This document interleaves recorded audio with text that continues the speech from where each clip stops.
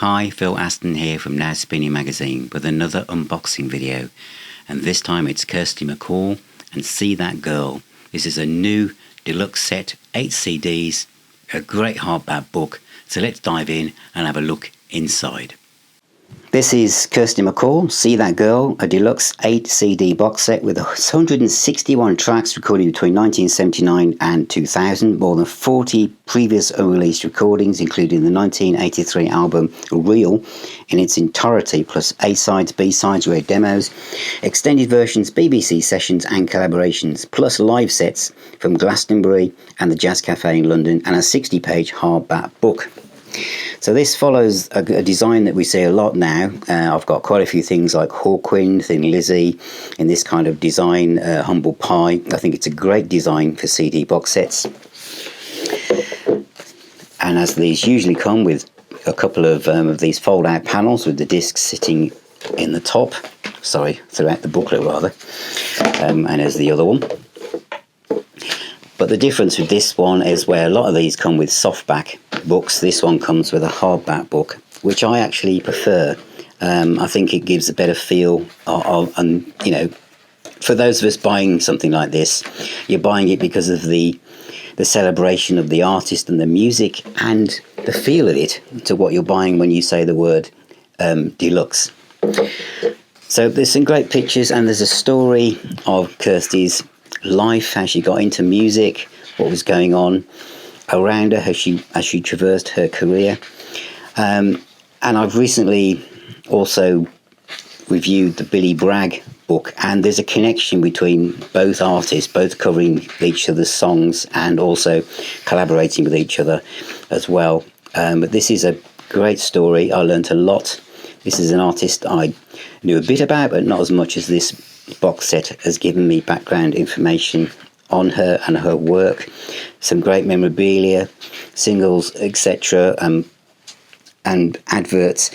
And then once we get to the part of the book that talks about the actual tracks, this goes into some really great detail. The first disc is all about singles, and then the second one, obviously some 1979 to 1983, so it's a bit more detailed and in-depth, but I also like the fact it tells you the musicians that have played on each disc as well. So on disc 3 is the same, all the musicians are listed.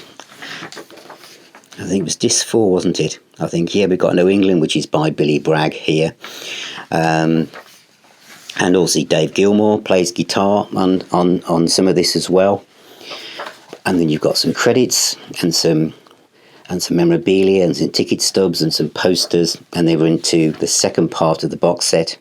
So there's lots of demo tracks, live stuff, going right through. She became really interested in South America and learned Spanish as well at this part of her life, and the BBC recordings are also excellent. And then other people's songs, which is one of my favourite discs from the set, which is covering other people. And again, there's another connection here with Billy Bragg on some of his stuff as well.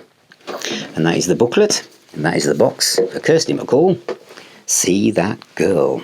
So that's a look inside the Kirsty MacColl See That Girl 8 CD box set, and as you can see, it's been really well put together. Me and Sue have really enjoyed this, and I have to say, for me personally, it's an artist that I didn't know that much about apart from the key singles throughout her career, and all of us know the Christmas single with the Pogues.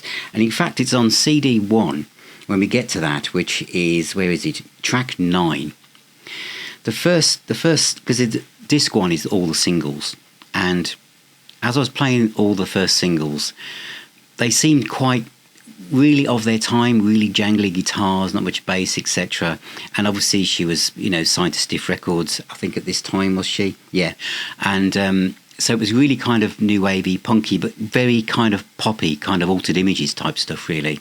But it's when we get to Fairy Tale of New York with the Pogues, and this is produced by Steve Lillywhite. And this is when it all changes, I think, because she has a wonderful folk voice.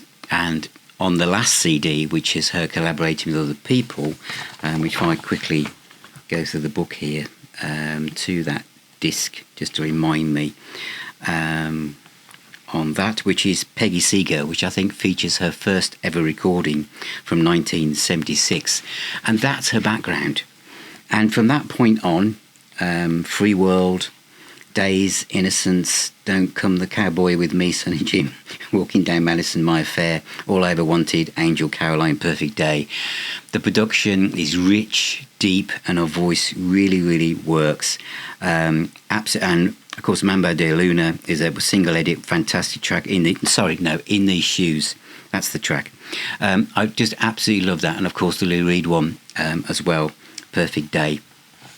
But what I didn't realise was that how, as she went through the different periods of her career, especially when we get to, I think it's disc 4, I think, if I'm right. Yes, I am. Disc 4, which is 1989 to 1992. This is when Dave Gilmour appears, and obviously Johnny Marr is on guitar as well. And there's some wonderful guitar playing, but also there's some wonderful songs. I have to say that the live stuff, which is from Glastonbury in 1992, sometimes one of these box sets, when they put live stuff on, it's going to be a bit, a grey release matter, kind of, it'll sound overly live and you're at the back of the room or the back of the hall or the back of the field. This sounds as if you're on the stage. The recordings are absolutely fantastic. They really, really are. And all the live stuff. And disc 7 is the BBC stuff, and that sounds fantastic as well. Also live at the Jazz Café in London in 1999. Sounds really good. There's some great stuff. Some of it reminds me of some of the coffee shops in Falmouth in Cornwall, near where I live. And I've recognised a lot more of this stuff than I did. Also, I'm about to already have, depending on which order you watch these, review Billy Bragg's 40th anniversary releases, and there's a connection between these two artists. And I think it's that both of them lyrically were very observational in how they saw the world, see the world. Obviously, Kirsty sadly passed away, and she was really getting to her stride. She was really interested in South America. She learned Spanish later on in life, and some of those recordings here are absolutely wonderful. But if you are a Kirsty MacColl fan, or you want to know more about her, this is, I feel, very keenly priced. Some of these box sets are usually around £100 with a softback book inside. This isn't as high as that, and as you saw, the booklet is proper hardback book, 8 discs, and each disc is between 75 and 83 minutes long. There is no room for any more music. It really, really is, I think, really well put together. This is Universal, I believe, who've done this. But it's really, really well done. As I say, it's an artist that Sue really likes and has got me into. And what I've enjoyed is, as I've done this, is just expanding my musical knowledge into every direction of stuff that I wouldn't have heard the first time around. I have to say that I really enjoyed the collaboration disc as well. That's excellent, where she sings with other artists, and again Billy Bragg's in there, who I'm going to already have, depending on where you see this, which is a great set as well. There's some wonderful stuff coming out at the moment. Anyway, thank you for watching, and thank you for being here, and please subscribe. Please subscribe to the YouTube channel, ring that little bell, become a patron or a YouTube member, and you'll get to see all my videos and lots of extra stuff that doesn't get released into the public realm before anyone else. And take care, as I always say, keep spinning those discs, and I shall see you very, very soon.